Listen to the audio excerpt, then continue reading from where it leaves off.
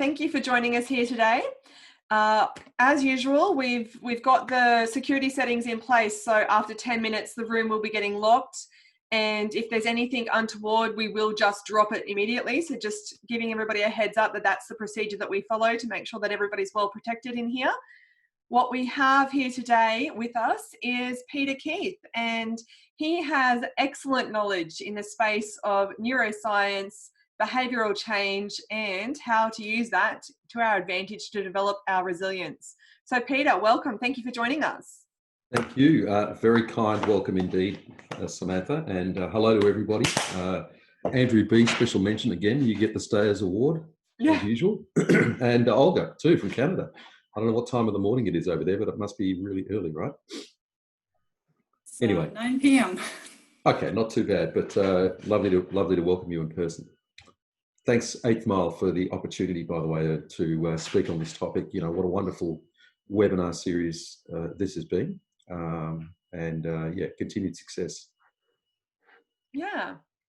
So let's crack into it. So we're talking obviously on resilience, and we've actually decided to cover this topic, not just because of the environmental circumstances that are occurring for everybody at this point, but also because of our community and how our community have actually reached out to us and asked with regards to if they've been in a previously bad scenario, if they are moving into a new workplace, if they have had challenges that they've faced and they feel like they may have somewhat overcome the initial challenge, but they've got maybe a little bit of jet lag or a little bit of hangover that seems to be hovering around like a bad cloud, and wanting to know how do they move on from that and how do they go into the next space without carrying with them that fear and that reservation from their previous experience. So that's specifically why we're talking about after the setback and how do we then move forward with that confidence into the new scenario that we've set up for ourselves.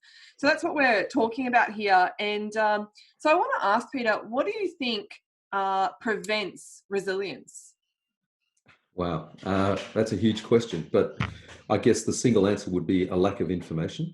Mm-hmm. In my model of the world, and let me just say to our gathered audience, it is not my intent to try to change anyone's mind about anything. I'm rather going to present you with some information that may have you arrive at a different conclusion. So do you mind if I address the question of what resilience is? Be my guest. I believe the next slide does cover that, but I'd love to hear it in your. I'd love to hear it in your descriptions. Well, it's up on the slide. It's the ability to bounce back from a setback. And what's interesting about that is that the single source of ability or inability is a human being's own thought process. Because our thoughts translate to our language, which of course, well, it is my thesis based on a lot of evidence that our language drives our endocrine system. And because the endocrine system is the accountability of the subconscious brain, no account of conscious brain intent, commitment, discipline, hard work is actually going to change anything without the involvement and engagement of your language to drive the endocrine system to produce the chemicals, which are in fact required to change physiology. Okay, so I think well, let's speak into those chemicals a little bit more. Sure. John, if you could speak through. So you've just touched on this point here. These four main chemicals that come from our endocrine system. So can you explain a little bit more here about these four chemicals and how we can use language to access the ones we want? Great. Okay, so oxytocin, dopamine, serotonin, cortisol are all endorphins. They are neurotransmitters. They are produced by the brain. Collectively, what's really interesting about them is that they are all opiates, which of course, as we would have realized, means that they're highly addictive. So oxytocin, often described as the love hormone, is the chemical we produce when we are building relationship. It used to be believed at the turn of the last century by medical practice that oxytocin was only exclusively produced by women during the last trimester of their childbirth. However, it's now been proven that oxytocin is produced between humans and animals. So for any of us with pets that we love, It's actually been scientifically proven that when we stare longingly into each other's eyes, we are both producing elevated levels of oxytocin. The universal passport. The simplest way to make oxytocin, by the way, is to smile. Smile. Well, yeah, kissing's good too, but with social isolation, it may be difficult unless you've got a good mirror. But it's smiling. Smiling and laughing promotes oxytocin, which is great. So please engage in laughter and smiling at people all day. And Olga, what a beautiful smile you have. You need to share that a bit more. Well done. Thank you. So that's the first one, is oxytocin. Oxytocin lasts in our body for about 20 minutes. Okay. So, yeah, interesting. So every 20 minutes, flash yourself those pearly whites or tell someone a joke. The second one is dopamine. Dopamine is, in fact, a reward drug. Our brain produces dopamine in unexpected ways. When your phone notifications go off, your brain produces dopamine. When you tick an item off a to-do list, your brain produces dopamine. When you do anything repetitive that has sound and colour associated with it, e.g. a poker machine, a gambling machine, understand dopamine comes to play. So dopamine, fortunately, lasts in our system for about 20 minutes. And anything that promotes dopamine is something that you consider to be a form of achievement. Anything, it doesn't matter what it is. Serotonin is a really interesting endorphin. It is designed to regulate mood. And people born with a serotonin are told by the white coats they have a condition known as bipolar disease. Some people do, in fact, need to supplement their chemicals synthetically. However, I'm not a fan of synthetic chemicals for a whole host of reasons. But you can, in fact, produce serotonin by lying in the sun, by drinking red wine, eating dark chocolate, and engaging in pleasurable physical activities. And of course, we all understand, I mean, going to the gym and lifting weights, right? So whatever version that is for you, do more. Again, serotonin lasts in our body for about 20 minutes. Cortisol is an interesting one. Cortisol is, in fact, an endorphin that's associated with the preparation for fight or flight. It is a neurotransmitter that insinuates itself into the noradrenaline process, as well as it's produced in its own right. The effect of cortisol is a strongly physiological effect. It's associated with the heart racing, the muscles and vessels constricting, and a feeling of general unwellness. The best example I can give you of cortisol production is that we all get angry. I understand that. It's a human emotion. But there are some people we know who choose to stay angry. In fact, they wear anger like a badge of pride. They are, they're vindictive and bitter people. Cortisol was linked in an Australian research that was done 3 years ago to increased levels of cancer and dementia in older people. So if you hang on to anger, it's like taking poison and hoping someone else dies. It will kill you. Cortisol stays in your body for 2 days, folks. Right. 2 days. So now, it's very common in language for people to run around telling themselves they're stressed, right? Now, here's one man's belief system. Stress does not actually exist. Stress is simply a label that the clinicians give to a collective series of symptoms. Those symptoms include the ones I just ran through earlier. And why I don't like the label is because that particular word produces an endorphic result, which is cortisol. Now, if you want to talk about the pressure you're under, use the word pressure, because that's real. All of us are under pressure. By using or replacing the word cortisol with pressure, you are not producing the same chemicals. Stress, not cortisol. If you replace the word stress with pressure, you will not produce the same chemical array. So there's a simple example. Another one is my mother. I love her to death. She's 85. She lives on her own, and she rings me every evening. And she used to, in language, just say things like, I'm worried about the sister. I'm worried about the house. I'm worried about this. I'm worried about that. And one day I had to stop her and say, look, Mum, are you really worried about this stuff? Or are you simply curious? And she said, well, I'm probably curious. I said, okay, great. Well, you need to stop saying worry. You understand why. It hasn't worked, by the way. It's hard to change an 84-year-old. It can be done, though. It can be done. Well, I believe it, because we've got to believe that we can change ourselves, and I think that comes to, you speak a lot about choice. Right. If we want to change, Right. we can choose to change. Exactly. And it begins with one thing and one thing only: start listening to your internal voice. Mm-hmm. Once you can start listening to your own self-talk, and I know all of you have been doing it, even while you've been on this webinar, from time to time, you check in with yourself and you're commenting on something. So welcome back. Thank you. The fact of the matter is we all do it. You need to be aware of it, because it is not your friend. It houses all of your fears, limitations, all of your past experiences, all of the bitterness and regret that we carry is carried by our subconscious voice. Why? Because its intent is to keep us exactly where we are. Mm-hmm. So that's why language is the critical thing, and the first person you need to start listening to is yourself, the subconscious brain. I'm very interested in that, because I think that that's something that we need to really have good self-awareness around, and pause and listen to that language. So what I want to ask you there, you've mentioned here one really great example about the word worry and replacing the word worry with curious. Mm-hmm. I'm interested about what some other negative language. So if we're thinking about our community and they've reached out to us and said, we've got a challenge that we've been in a previous bad environment, a previous bad workplace, a previous bad scenario we've experienced, that's their title. And then they're now out of that space. They're no longer experiencing that bad scenario, but they must still be giving themselves that language to continue. The term that I like that you use is giving themselves a cortisol bath. Yeah. So what language do you think is existing in their mind that is repetitively putting them through that cortisol? Yeah, great question. Well, you'll notice that a lot of people walk through life with running subconscious speech patterns. What do I mean by that? Think for a moment, any of you, about the versions of the elevator pitch you have for yourselves. You will have a corporate version, you'll have a social version, you'll have an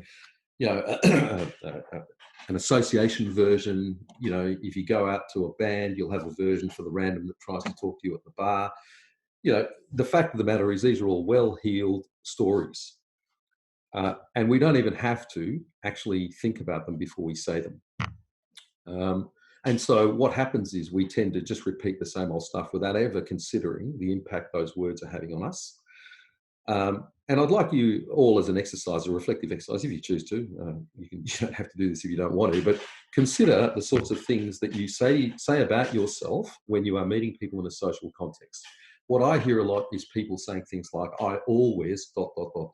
I never ... That's me. I am like this. And what we need to understand is that everything is contextual. There is no single you. There is a you that you show up with. The next thing is another simple example is whenever you ask people how they're going. In Australia, it's as you know, it's quite standard for people to respond with the term "not bad." Mm-hmm. Now, if I like the person and I want to invest and I'm interested in them, I might say, "Do you mind telling me what not bad is?" And then I normally get met with, "Well, it's not good." Then I will say, "Well, you mean mediocre then?" And they go, no, I didn't mean mediocre. And I say, well, okay, well, just appreciate that you need to be specific about what you're telling yourself. And then they say, why? And I explain it. And then they say, well, what do you say? And I say, well, only three things. I'm awesome, I'm exceptional, or I'm sensational. Now, the risk of saying those things to a stranger in Australia is that they will judge you. Mm. And they'll usually come up with some pretty uncharitable words about you. But the fact of the matter is, what somebody else thinks of me is none of my business, unless I choose to invest. So anyway, one man's opinion, but there are a couple of examples in language. So firstly, start to realize what it is you talk to other people about when you're talking about you, because some of it is not true. Excellent. John, if we want to skip through to the next one. So we've got some reflective questions here that may help us when we are starting to look into what is going on in our minds. And the reality, you mentioned before, stress doesn't exist. And maybe even the fact is that some of it that we're telling ourselves isn't true. So this is some questions that the boys have used before. So we don't need to go through to every one of these, but I personally like, is it a battle worth fighting? You know, Yeah. really putting it through the pressure test. Yep. You know, you like the word pressure, putting it through the pressure test. Well done, Samantha. And looking at whether it's worth it, and is that language helping me or harming me? So okay. Language in and of itself doesn't help or harm. There is no such thing as negative or positive language. There's only language. It's our definition. It's what we choose to put on it. Mhm. You know, it's a very common HR term to have a hard conversation with someone. No, it's just a conversation, and how they respond to it is their choice. It doesn't need to be hard at all. So again, in language, these are everyday common terms that people just throw out there and with little regard for the consequence. These are all excellent questions because they cause you to stand in a different position. Okay, what do I mean by that? If imagine for a moment you're sitting at a round table with 3 other people, and hanging in the middle of that table is a globe of planet Earth. It's fixed, and then you go around to each person and ask them what they're looking at. Now, you may not be surprised to know that you'll get 4 different answers. And each person will swear on a stack of Bibles that their answer is correct. They might even fight about it, actually, if you allowed them to. But if you then appreciated that if you took people up onto the next level, the second floor, and then looked down at it and asked them what they were looking at, they would all say that they're looking down at planet Earth. Mm-hmm. So therefore, being able to stand in a different position allows people to reframe things physically. You can also reframe temporally as well, because things happened in the past that don't necessarily have an impact on things today. Yeah, I really like that you've referenced about things happening in the past that don't have an impact on today, because 3 of the words that I like to use as my pressure test is it permanent, is it pervasive, or am I taking it personally? So those 3 P's, and that permanent thing, if it's no longer in existence and there with the past, present, or future, if it's no longer my reality, time to let it go. Well, it's a great choice point, and it's a really interesting thing you say, Samantha. Saying you can let things go and doing it are 2 entirely different things. But it comes with a constant reminder, in my case anyway, that it's impossible to live in 3 places at once. Mm-hmm. And life only happens in one place, and that's in front of you. Mm-hmm. So the time that we invest in flogging ourselves over our regrets and our obligations and our guilts is wasted time, because unless you have a time machine, you're engaging in what I describe as mental masturbation. Move on. Yeah. Well, sometimes I fantasize about a time machine, but I don't have that Hugh Jackman movie, so. Keep asking audiences. One day someone's going to say yes. Yeah. John, if we skip through to the next one as well, because there's some other things that we can do in order to help ourselves with that. You know, it's very true that it's a lot easier said to let go than done.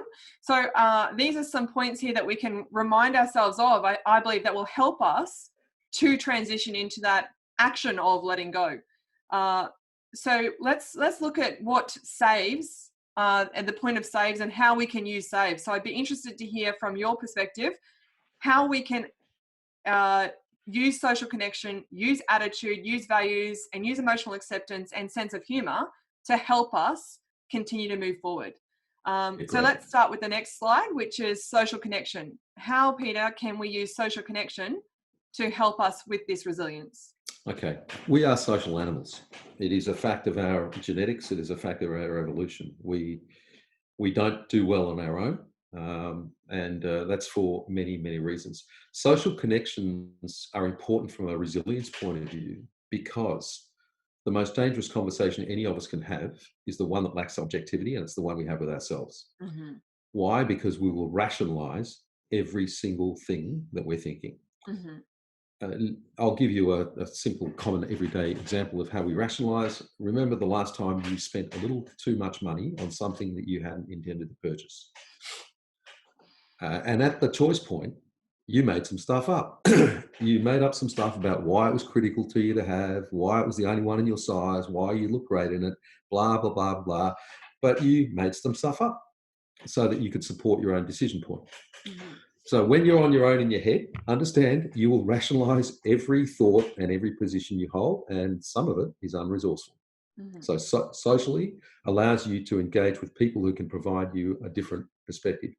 The second thing to consider is that for most of us, or for every human, most of our behaviour and most of our language is actually subconscious to us. So if you truly want to get a beat on who you think you are, and by the way, this is not an exercise for the faint-hearted, but go and ask 5 strangers, because they will tell you. And actually, their assessment of you will be way more accurate than your own. Mm. So, I've done this activity. It was actually they all said positive things, and sometimes it's actually hard to take that. Like I'm like, sure. hit me with the negative. I'm ready for that one. Again, there is no positive or negative, Sam. Everything's contextual, right? So, Yep. But certainly social connections provide us with objectivity. They provide us with different opinion. They provide us actually with growth, because, none of us learns without engaging in something else other than ourselves. Hmm. So then the next one we're talking about is attitude. So how can we control our attitude? Mr. McGregor. Nice. Yeah. Well, how you can control your attitude is firstly by being aware of your inner voice, Mm-hmm. and opting to either tell it to nick off from time to time or modify your language. Attitude is simply a label used to describe a collection of thoughts and behaviours. And so, as we understand that psychology precedes physiology, we need to clean our act up, Samantha. Mm-hmm. Okay, so if we're managing our inner voice, and I you've just mentioned there, it's about a collection of thoughts and behaviours. Mm-hmm. If we've noticed that our behaviours or our thoughts, to start with, Mm-hmm. have included some negative internal dialogue, and then we've discussed that our next step is reframing, replacing the words like worry with curiosity, Mm-hmm. then what else can we do to help with that attitude? Because it's repetitive. So we might fall down, falling off the bandwagon. We're like, okay, we're going to do this today. If you say so. Yeah. Well, okay, if I say so, but we don't always, you know this, we don't always get it right every time the first time. No, and so there's a few elements in what you're saying here, Samantha. Firstly, how you change it is by literally changing your language. Okay, there is no negative and positive language. There's only ever resourceful or unresourceful. Mm-hmm. So there's a change I'm going to invite you into immediately. Mm-hmm. The second thing is, of course, to understand that we are not our behaviour. Our behaviour is as a result of our state of mind, and all of our behaviours are driven by our belief systems. Okay. Mm-hmm. And any of you that have tried to convince somebody out of their own belief systems into yours would understand how people respond to that. So just bear in mind that it's a collection of things. Our beliefs. Well, be careful about becoming fanatical about your beliefs, because they can and do change. Mm-hmm. Okay. Yeah. You mentioned there as well with regards to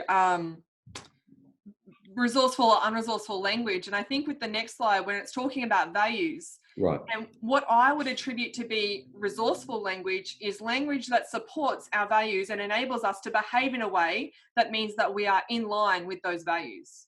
Spot on. So let's riff a bit more on that one. Let's have a look about what is the resourceful language that will help us to take on these values and to behave in that way consistently. Right. So let me tell you why values are important, because in the Western world, and I'm generalising here because I've had the opportunity to travel, many people I meet have subordinated their actual identity for their job title. Mm-hmm. How do I know? Because it's the first question that somebody will respond, or the first response I get when I ask somebody to tell me about them. Now, that's all well and good until you are no longer your job title. Now, I work a lot, as the 8th Mile guys do, with executives, both male and female, who woke up in March and were told they no longer have a job. Mm-hmm. And I've experienced that myself. Anybody discharging from any of the services has experienced it, where you go from being one thing one day to nothing the next. That's if you have made the mistake of subordinating your identity with your job title, as many of us do.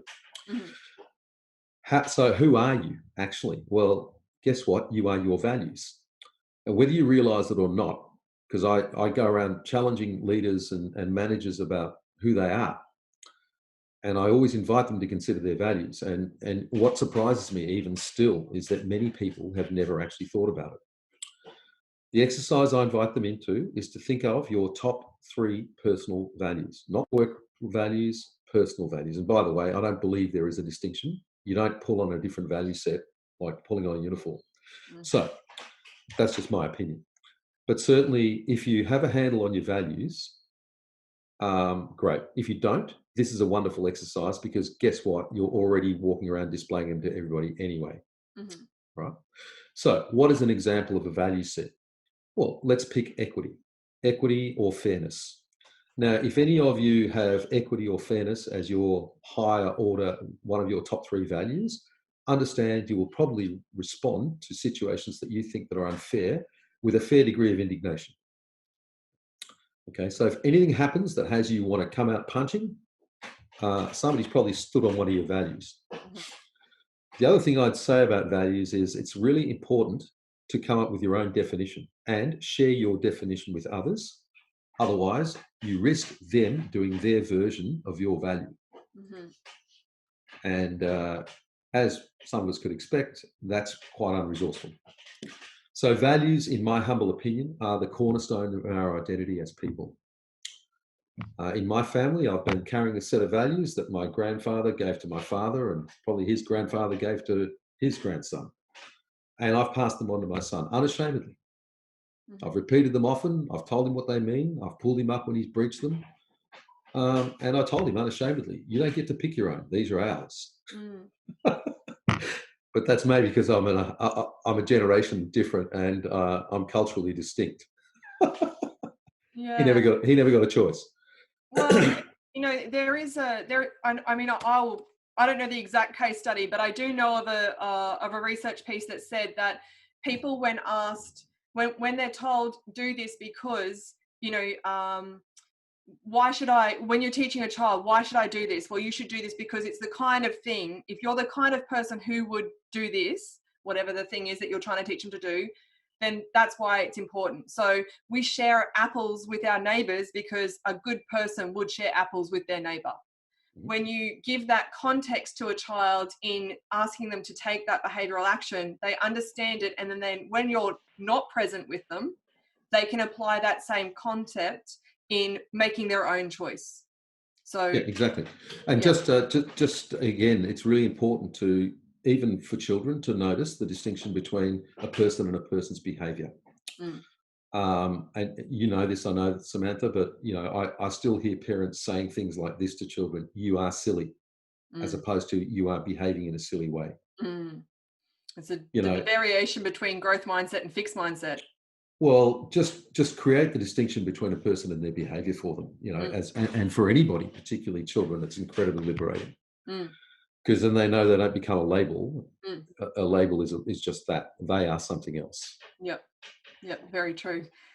And I also heard you speak there about higher order values. And I think that that's really important to clarify and prioritize, because if we don't have that priority set in place, we may experience a little bit of indecisiveness around that values opposition. So if we're not clear on what values take priority, we may end up feeling stuck between making that choice on which value is going to come first. Yeah, well, again, it's not really a choice, Sam. Once you've gone through the list and trawled it, and feel comfortable with the words, nothing's going to change your values. And in my experience, you either adopt your familial values because they were strong and well represented and well modeled, or you reject them out of hand and adopt your own. But the fact of the matter is, there's an old world saying, and none of you are old enough to remember this saying, and it's this, and forgive the misogynistic nature, but it was from the time: show me the boy of 7 and I'll show you the man. What that means is that our values form very, very, very early in our lives, and it takes a fair bit to shift them. Okay, yeah, but you do say there that beliefs do change, values don't, but beliefs do. Yeah, correct. Okay. Example, I'm sure all of us at some point thought that on the 25th of December, a large individual in a red suit would come to our house and leave us gifts. And for those of you that still believe that, forgive me, this is a spoiler alert. But the fact that we know it's not true doesn't prevent us from lying to our children, though, does it?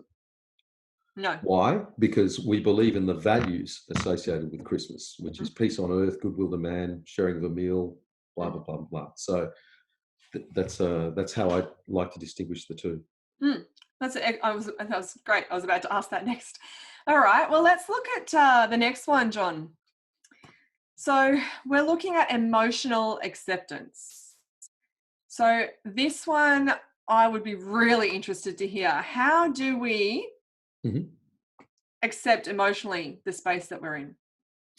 Well, my question back to you would be, how do you not? Resistance? In order to resist, you have to be here. You know, the fact of the matter is it comes back down to one thing and one thing only. Let me unpack this a little bit more. If people are on their own and understand that people who are suffering from work-related stress or any form of stress tend to socially isolate. Notice this, right?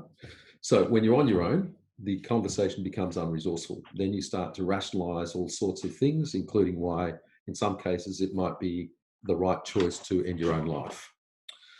And again, I don't want to talk about that dark topic, but it is a reality of some of the work that we do. And the fact of the matter is, it's hard for any of us to understand that, but somebody can rationalize that sort of thing. Emotional acceptance is simply understanding where you're at. The exercise I'd invite people into is the exercise of being present, and ask yourself from time to time, run your 5 senses. What right now can I smell, hear, taste, see, and touch? It's a great way to bring yourself back into the present. My father used to tell me to sit on a drawing pin whenever I needed to focus my attention. He'd say, sit on a drawing pin, you're distracted. I'd say, why? He said, because your attention will be focused. Yeah, I'm not suggesting anybody engage in that exercise. It's not fun. But certainly you can run the 5 senses and bring yourself back to the present. It's only when you are at the effect of your chemicals that many of us feel what we feel, right? And there's no denying the feeling. It is what it is. Understand what it is, though. It's a response to your own chemicals. You did it to yourself, okay? And notice how easy it is for us to talk ourselves into feeling unwell, talk ourselves into feeling a little blue, talk ourselves into feeling a little regretful, blah, blah, blah, blah, blah. Guess what? It's just as easy to talk yourself into sensational, exceptional, or awesome. However, if your current plan is working for you, stick with it. So. Okay, so with that space there, if somebody is feeling, let's say in the process of grief, a grief process, because grief is something that it exists in terms of loss. And it may be something that people, we spoke on this a little bit in the change management, in managing the change process of when people have that concern around grief. What are the chemicals that are creating grief? Oh, look, at dizzying array, Samantha, I couldn't tell you specifically. It would be a mix of all sorts of things. But grief, again, I'm going to say something controversial here, and I know I'm going to get a bad reaction from someone. So forgive me in advance. Grief is particularly self-referenced. So what do I mean by that? Well, here's the thing. Birth is a terminal illness, and that's a thing that everybody on the planet needs to appreciate. Because the more we continue to try to extend our lives into some kind of, I'm more important and I want to live forever, it's ridiculous, because we consume resources without putting into the economy, and we are wasting oxygen. So, one man's opinion. Grief, therefore, in my model of the world, is completely selfish, because all you're doing is thinking about poor me, why didn't I should have, blah, blah, blah, blah. If there's stuff you should have said, we'll say it. If there's stuff you should have done, we'll do it. If somebody's gone, accept it. I mean, here's the thing. I do understand this concept, right? My father, who was my hero, died more than 10 years ago. I can still smell him.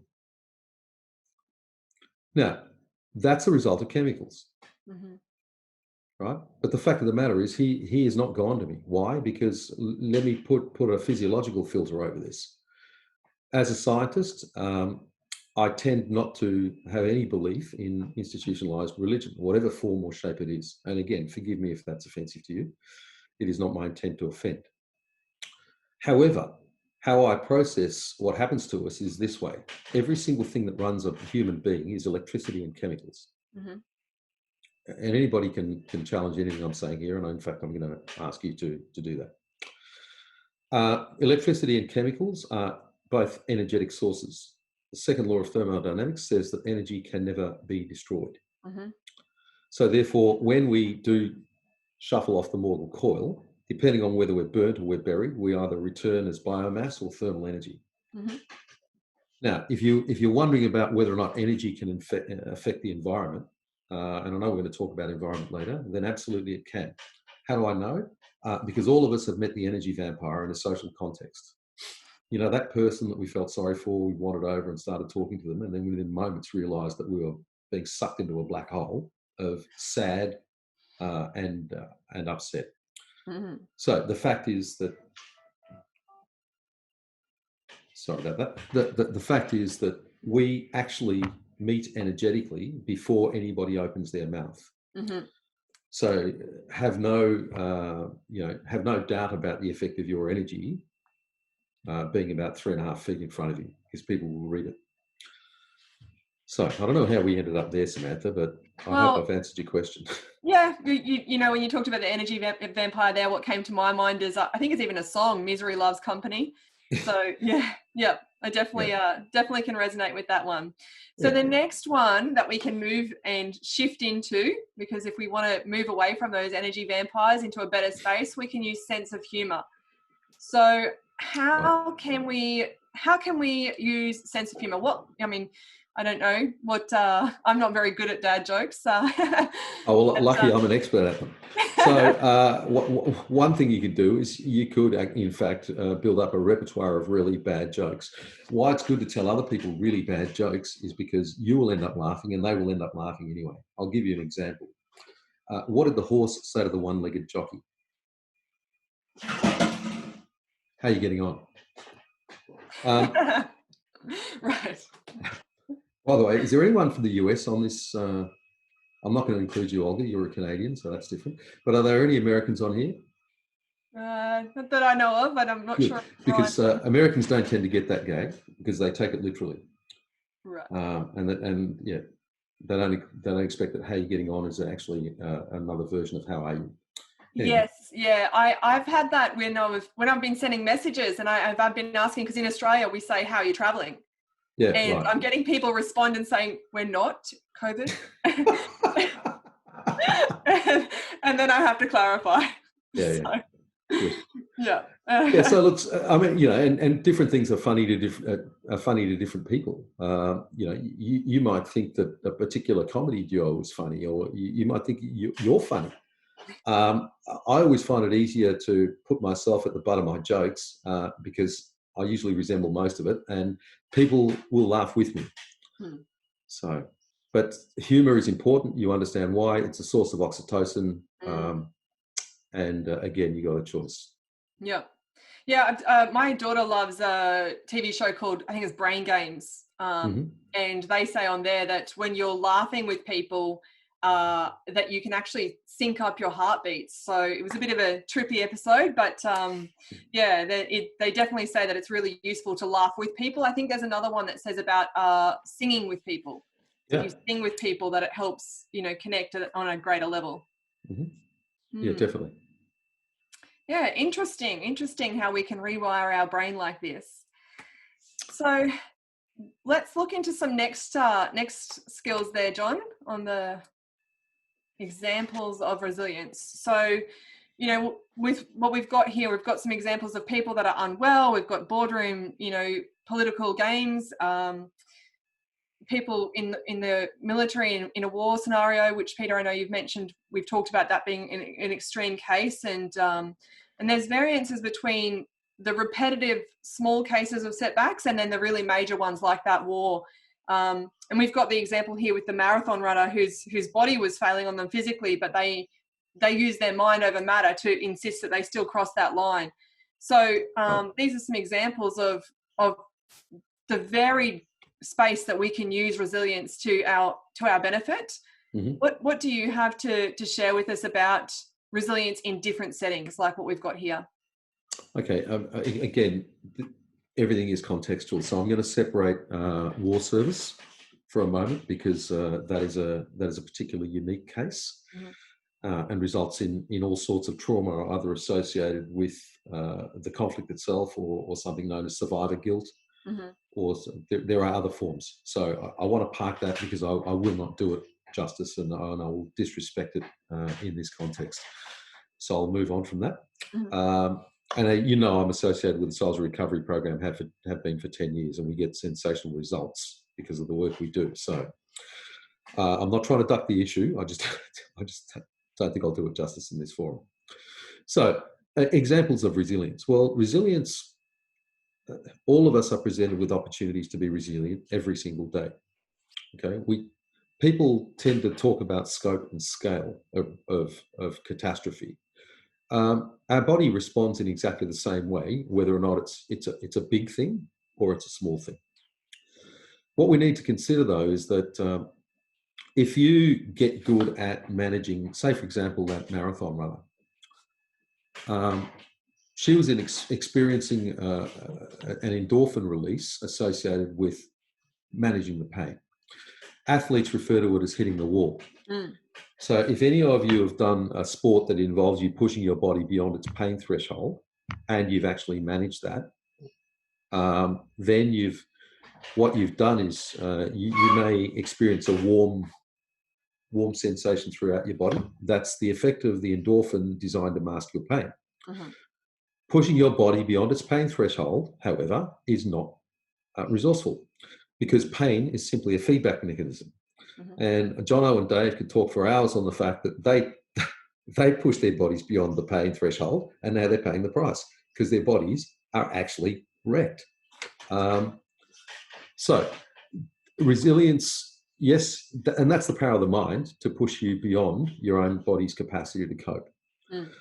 So resilience is contextual. It certainly depends on what is going on, but understand the mechanism is the same. I would invite people to consider, okay, what are the facts of this situation? Okay, because sometimes we run away with hearsay or opinions or attitude, beliefs, etc., etc. There's always facts. So look for the facts. It'll do two things. It'll focus your attention on something right in front of you right now. And number two, it'll actually surprise you what you think you're dealing with. Example, had a girlfriend of my wife's come over one night during the week in tears. She presented us all with the knowledge that, her mother was unwell in New Zealand and had a spot on her liver, and she burst out crying. I immediately went to Pete. I said, look, what else do you know about the situation? And then I copped an absolute mouthful of, you heartless so-and-so, how could you be so pragmatic at a time like this, and yada, yada, yada. Anyway, I disengaged because, if you wrestle with a pig, you're both going to get dirty, but the pig's going to love it. So I moved on. She ran back a couple of weeks later and said, she asked to speak to me, and I thought I was in for round two. But she rang me to say, look, I just want to apologise to you. I said, why? How's your mum? She said, well, it was a spot on the film, not on her liver. So she had spent 2 weeks in a cortisol ocean rather than a cortisol bathtub, mm-hmm. concerned about something she couldn't control and based on nothing more than, fiction, actually. So could she have done anything about it at the time? No, everybody was in the same story because everybody believed that the spot was in fact a spot on her liver. Mm. But until that evidence came out and it was revealed to be something else, the relief was enormous. My point is this: sometimes we can get caught up in the hearsay of a situation and forget to distinguish the facts. Mm-hmm. I'll give you another example. Somebody asked me the other day what it was like growing up in Australia as a migrant from Southeast Asia. And I'll always get asked, were the kids racist? And I always respond with no. And they say, why not? I said, because the word hadn't been invented by the media back then. Did you get picked on? Yes, I did. Why? Because I was different. And I was no different to the kid that wore glasses, or the kid with a funny voice, or the kid that walked weird, or with an unpronounceable surname. I was just different. It's only when the media invented the word that it's now being contextualized as something that minorities can hang their hat on and go, oh, wow, look, I'm a victim of that because of this. Nonsense. So resilience is about how we contextualize things. It's certainly about dealing in facts. It's certainly about standing in different positions and reframing, either through level or time. But it's certainly an opportunity to not be static. You've got to move. Yeah, well, I liked the example that you gave to me about the difference between being in the cortisol or the adrenaline from the car accident that you were. Right. Yeah, exactly. So that example we spoke about was that it's not cortisol, whilst it's involved as a neurotransmitter, is not the driver of great bodily activity. That's adrenaline and noradrenaline. It's only if you associate it with anger or sadness or any of those deeply kinesthetic emotions that you need cortisol to give you the effect. And notice how I said that. Yeah, I did. Yeah. John, right. If you want to skip through to the next page, then I will speak to that, because I like the fact that I've heard you say before, and you can correct me because I'll probably get this sentence wrong, but it's something about how when you say, it's something about our five senses being the only way that we can experience the world, and the kinesthetic, that feeling isn't really one of them. The kinesthetic is how we experience the world. Well, we experience the world through our senses. Yeah. There is no other way. They are the gross filter, by the way. And for those of you that don't know this, the primary job of a human being's senses is to filter the world out. So we filter from billions of bits of information down to about 174 discrete bits of information. If you want some evidence to support this, notice that you have to turn the radio down when you're looking for street numbers in your car. Okay. Why? Because you cannot cope with all of that information at once. We would have a synaptic blowout. So the single purpose of our senses is to filter. Now, if you appreciate, just think about that for a moment. What you need to accept is that most of us are having a unique experience. There's no guarantee that if I hold up this mobile device, there's no guarantee that what we're experiencing is in fact the same thing. We create a label called phone or mobile phone, or let's get clever and call it gold mobile phone, as a label for common experience. So that's how language was created, to label common experience, which is why communication is still one of the key challenges for organizations, because people mix up labels. And I take my hat off to anybody that can speak a foreign language, because you can think in different labels in different languages too. That's just amazing. So the first thing to be aware of is that the experience is simply a label. The second thing is that once that information is filtered through senses, it gets filtered again through a unique set of individual filters that each of us carry around. Our age, our gender, our socioeconomic demographic, our educational status, our cultural background, blah, blah, blah, blah, blah. They're all different, right? That's why you can be standing in a crowd watching something and wondering why or why not people are or aren't doing what they're doing. We tend to judge people through our own filters. And it's only then that whatever remains of this, after it's been filtered twice, enters your conscious brain. And then we're dealing with whatever we're dealing with. So, John, if we skip through to the next one, because I want to talk there, we just had that slide that was said about victims or casualties, and I know that this slide speaks to some people choose to be a victim. Right. So, well, here's the thing, right? There's no question that all of us experience hardship in life. You can then either subordinate to that hardship and have it be your story, i.e. victim, or you can experience that and choose to recover, casualty.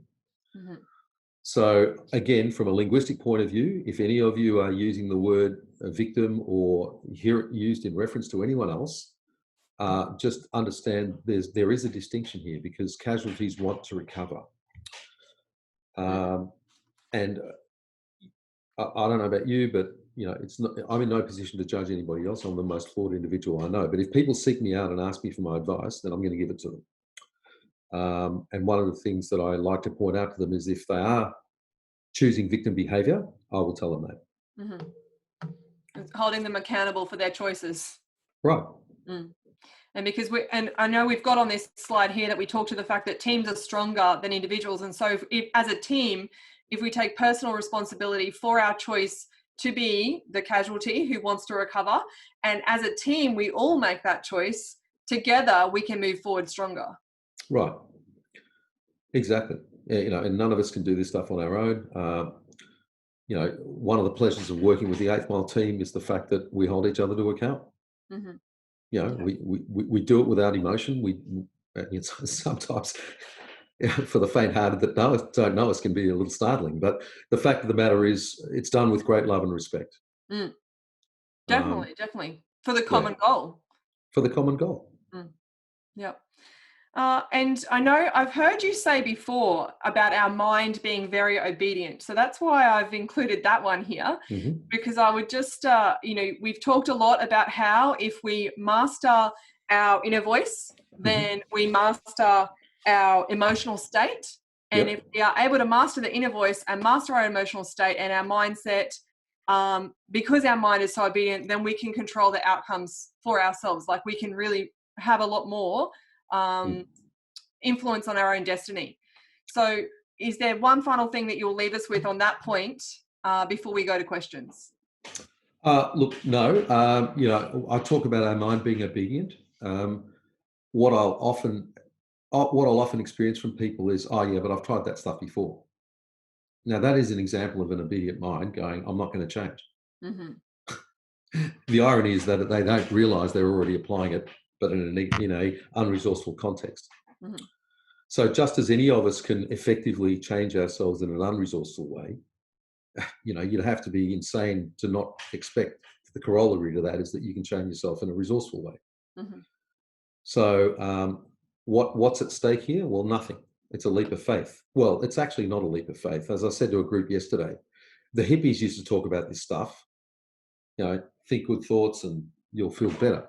But back then they were asking you to take a leap of faith. Now science has caught up. It's the endocrine system. Ignore this stuff at your peril is what I say to people nowadays, because if you want to challenge the laws of physics, go up to floor 12 and step off.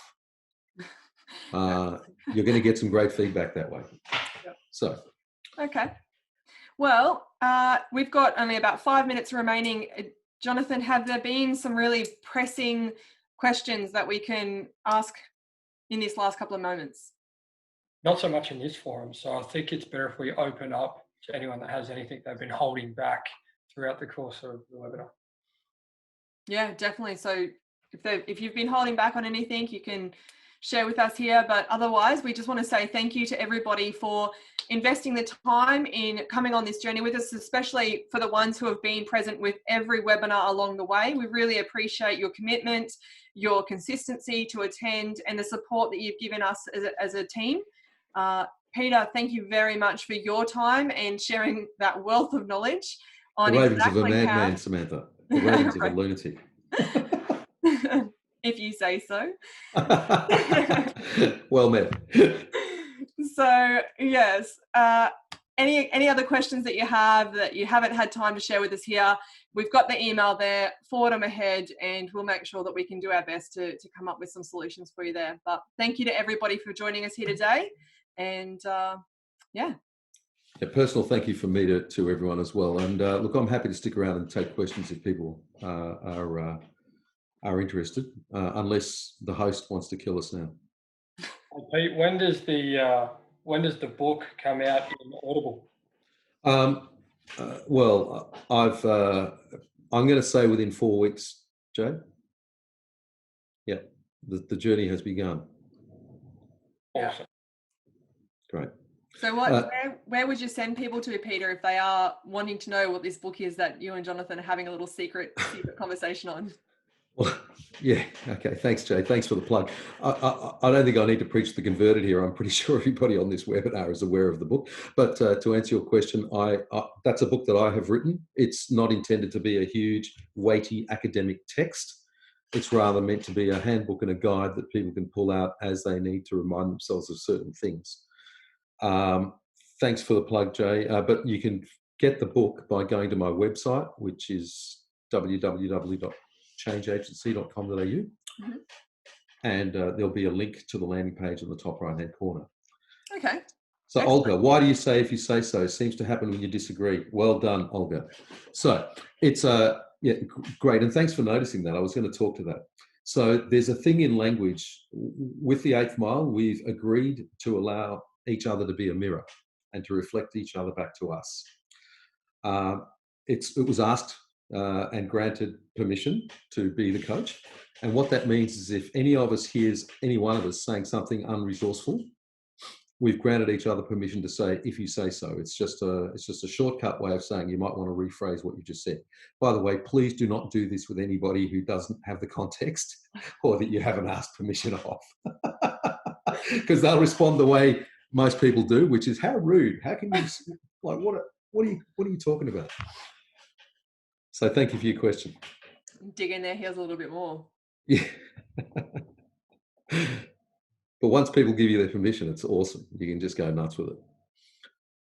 Pete, are you available to read bedtime stories to people if they want to hear your voice as they drift off to sleep? Yes. I've been told I can put people to sleep. But if you like, I'll read a story to you now. For those of you that are still on. Is anyone interested? Great. Okay. Forgive me, I'll get my book. By the way, when I say my book, it's not the book I wrote, it's the book written by a fantastic fellow. It's called All I Really Need to Know. I learned in kindergarten. It's a book by a fellow called Robert Fulgham. So for those of you that are here, I'd like you to adopt whatever position you used to adopt when last you had a story read to you. So grab your milk, pull up your blankies and relax. Hair grows at the rate of about a ½ inch a month. Don't know where he got his facts, but Mr. Washington came up with that one day when we were comparing barbers. That means that about 8 feet of hair had been cut off my head and face in the last 16 years by my barber. Hadn't thought about it much until I called to make my usual appointment and found out that my barber had left to go into building maintenance. What? How could he do this? My barber. Felt like a death in the family. There was so much more to our relationship than sartorial statistics. We started out as categories to each other, barber and customer. And then we became redneck ignorant barber and pinko egghead minister. Once a month, we reviewed the world and our lives and explored our positions. We sparred over civil rights and Vietnam and a lot of elections. We became mirrors, confidants, therapists, and companions in an odd sort of way. We went through being 30 years old and then 40. We discussed and argued and joked, but always with a certain thoughtful deference.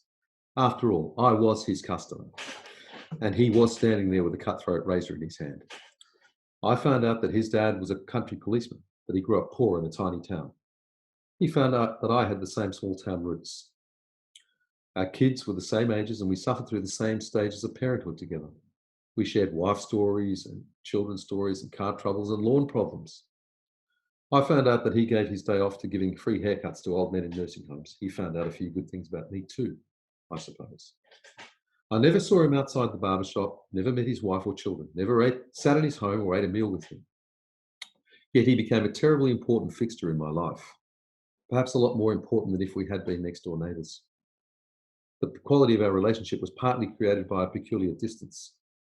There's a real sense of loss in his leaving. I feel like not having my hair cut anymore, although 8 feet of hair may seem strange. Without realising it, we fill important places in each other's lives.